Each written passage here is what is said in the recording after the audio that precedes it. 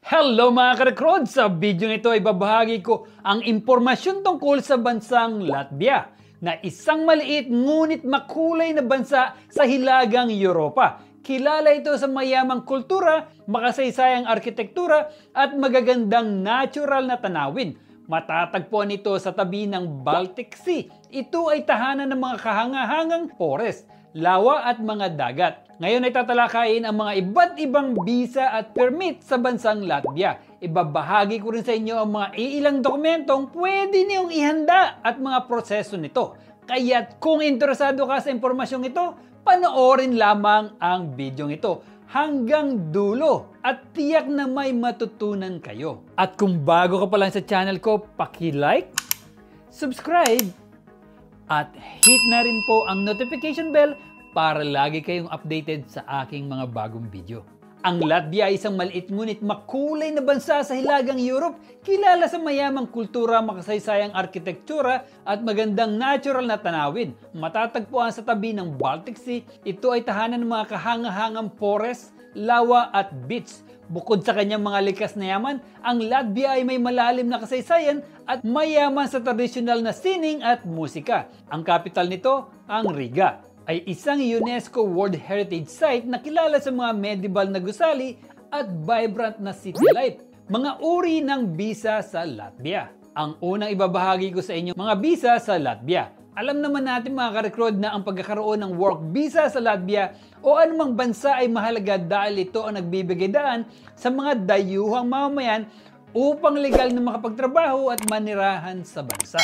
Ang work visa ay kinakailangan para sa mga third country nationals o mamamayan mula sa mga bansang hindi kabilang sa European Union o European Economic Area. Sa pamamagitan ng work visa, ang mga dayuhang manggagawa ay magkakaroon ng karapatang magtrabaho sa Latvia na nagbibigay sa kanila ng mga oportunidad na makibahagi sa ekonomiya ng bansa at magtamo ng mas magandang pamumuhay. Ito ang mga iilang bisa sa Latvia. Type A visa, Airport Transit Visa. Ang Type A visa ay isang uri ng visa na kinakailangan para sa mga dayuhang mamamayan na dadaan sa Airport Transit Zone ng Latvia habang papunta sa ibang destinasyon.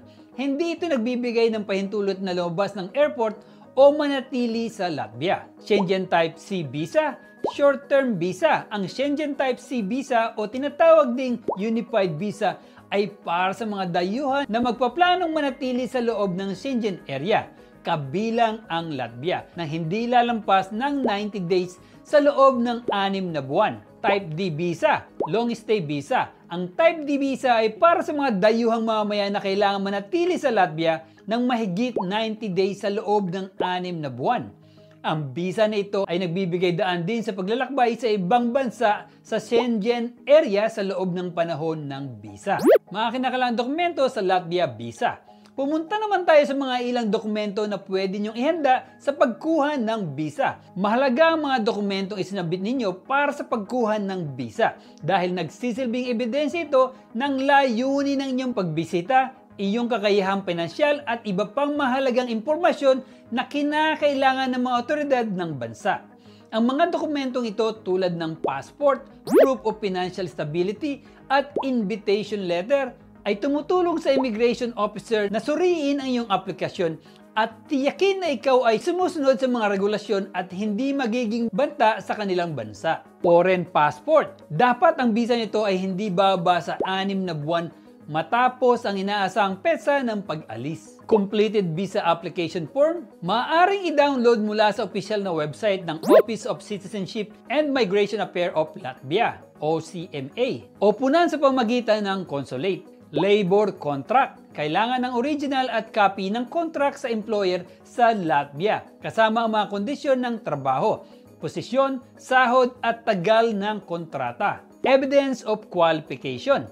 Ito ang mga iba't ibang diploma, certificate at iba pang dokumento na nagpapatunay ng iyong professional na qualification at experience sa trabaho. Health insurance. Ito ay isang policy ng health security na sumasaklaw sa buong tagal ng iyong stay sa Latvia. Criminal record certificate. Dokumento mula sa bansa ng permanenteng paninirahan na nagpapatunay na walang criminal record. Ang certificate na ito ay kailangang isalin sa Latvia o English at notarized. Evidence of financial solvency.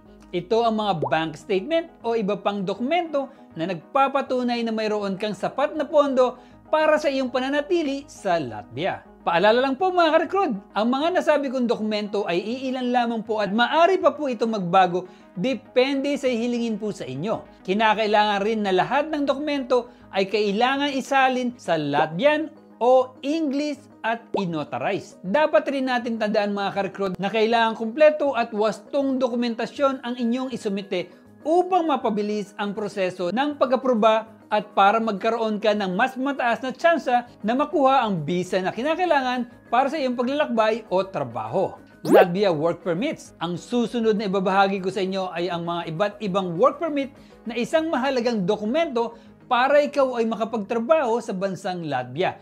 Dahil ito ay nagbibigay daan sa mga banyagang manggagawa na legal na makapagtrabaho sa bansa, na nagpapalawak ng kanilang pagkakataon sa employment habang tinutulungan ang Latvia na matugunan ang kakulangan sa mga espesyalisadong kasanayan sa merkado ng paggawa. Ang work permit ay isang legal na kinakailangan na nagpapalakas ng proteksyon para sa parehong empleyado at employer. Tinitiyak na ang mga banyagang manggagawa ay sumusunod sa mga regulasyon at batas ng Latvia.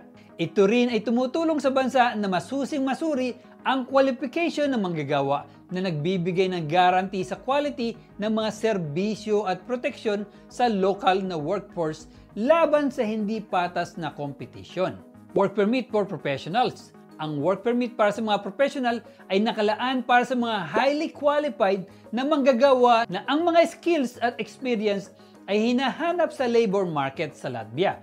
Upang makakuha ng permit na ito, kailangan ang patunay ng mga qualification at experience sa profession. Ang layunin ng permit na ito ay upang matugunan ang pangangailangan para sa mga specialized professionals sa bansa. Seasonal work permit. Ang seasonal work permit ay binibigay para sa pansamantala o seasonal na trabaho tulad ng sa agrikultura at turismo. Ang permit na ito ay may limitadong visa, karaniwang hanggang 6 na buwan lamang. Ito ay nagbibigay daan sa mga dayuhang manggagawa na makapagtrabaho sa mga tiyak na panahon ng taon kapag may mataas na pangangailangan sa iba't ibang mga sektor. Authorization for intra-corporate transfer. Ang authorization para sa intra-corporate transfer ay nakalaan para sa mga empleyado ng mga international na kumpanya na inilipat sa mga sangayin ng kumpanya sa Latvia upang magsagawa ng tiyak na mga gawain. Upang makuha ang permit na ito, kinakailangan ng patunay ng intra-company transfer at ang employment contract. Ang layunin ng permit na ito ay upang mapadali ang paglipat ng empleyado sa loob ng parehong kumpanya para sa mga espesyal na tungkulin sa bansa. Paano nga ba makakuha ng visa at work permit ang mga nais pumunta o magtrabaho sa bansang Latvia?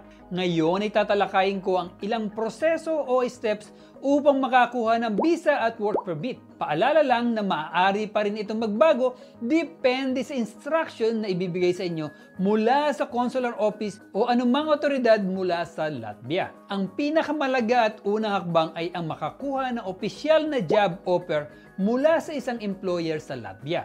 Ang employer ay dapat na nakarehistro sa Latvia at handang magbigay ng kontrata sa trabaho na sumusunod sa batas sa paggawa ng Latvia. Matapos makakuha ang alok, ang susunod na hakbang ay ang paghahanda ng lahat ng kinakailangan dokumento. Kasama sa mga dokumentong ito ang work visa application form, kontrata sa trabaho, patunay ng kwalifikasyon at depende sa hihilingin sa iyo. Lahat ng dokumento ay kailangan mo isalin sa Latvian o English at notarized. Ang application para sa visa at work permit ay maaaring isumite sa pamamagitan ng online platform ng OCMA na nagbibigay daan sa iyo upang i-upload ang mga kinakailangang dokumento. Punan ang aplikasyon at subaybayan ang katayuan ng iyong application. Bilang alternatibo, maaari din isumite ang application ng personal sa Latvian Consulate o Embassy sa iyong bansa. Kaya't mahalagang tignan ang mga kinakailangan at magtakda ng appointment ng maaga. Ang proseso ng aplikasyon ay maaaring tumagal mula sa ilang linggo hanggang ilang buwan. Depende sa dami ng trabaho ng migration service at komplikado ng iyong kaso.